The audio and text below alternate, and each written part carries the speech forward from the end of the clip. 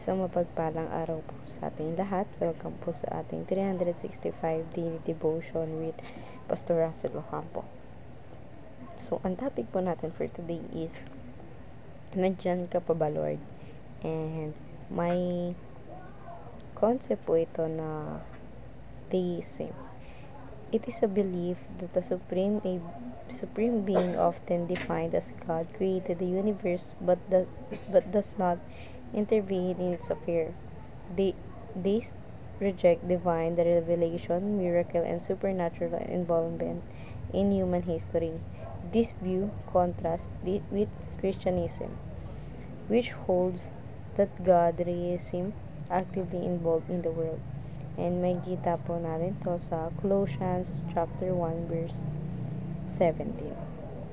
He is before all things, and Him all things hold together. Sa Tagalog naman po, siya mismo ay una sa lahat ng mga bagay, at ang lahat ng mga bagay ay nahahawakang sama-sama sa Kanya. Ngayon naman po, i-share ko po yung mga natutunan ko sa naging topic po natin for today. Simulat po natin sa teaching na ibinigay po sa atin ni Pastor Russell. Sa first teaching po, God is actively involved in the world. So, may iba kasing tao na sinabi after likhain ng Panginoon yung mundo, umalis na yung Panginoon. Which is wala siyang katotohanan dahil hanggang ngayon yung Panginoon, siya pa rin yung nagko-control sa mundong meron tayo.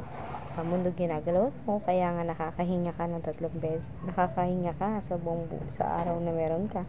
Nakakain ka ng 3 beses sa isang araw. Dahil yun sa ginagawa ng Panginoon.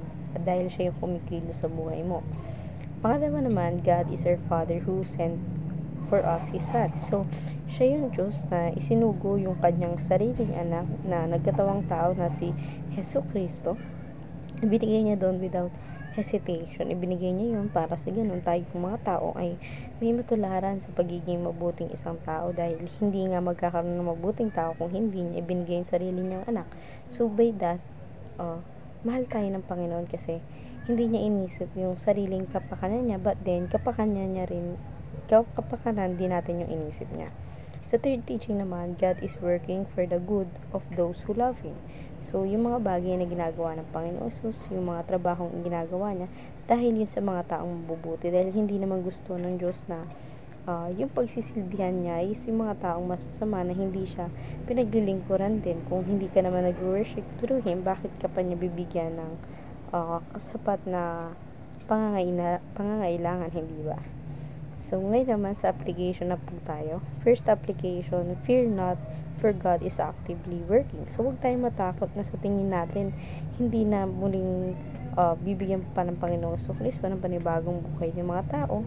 But then, actively siya na gumagalaw sa mundo natin. So, we are currently having a good life. Nakakahinga tayo dahil yun sa pagkilos ng Panginoon. Ngayon naman sa second application, fight harder for the battles.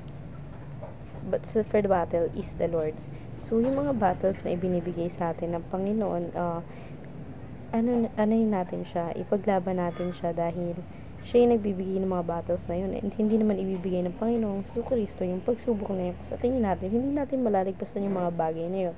So, kung may mga pagsubok tayo sa buhay, gawin lang natin is, isipin lang natin palagi yung Panginoong Kristo. Ngayon naman sa third application, focus on God, for He makes all things beautiful in His time. So, mag-focus tayo sa ating Panginoon sa mga ginagawa niya mga bagay dahil lahat ng ginagawa niyang bagay is magaganda. Anumang likha ng Panginoon is maganda. Wala siyang nilikhang pangit sa paningin natin at sa paningin niya. So, ngayon naman sa discussion na po tayo, how does knowing that God is actively involved in the world help us overcome fear? Since nandito nga yung Panginoon Kristo, gumagalaw siya sa buhay natin, lalo na sa mundong ginagalawan natin, tinutulungan niya rin tayo upang ma-overcome yung mga fears natin na tawagin lang natin siya sa pangalan ng ating Panginoon at hindi na tayo matatakot, manalig lang tayo sa Kanya, manalangin lang tayo sa Kanya at tutulungan niya tayong ma-overcome lahat ng mga katakutan natin sa buhay. So, ayun lamang po for today's discussion. Thank you for watching.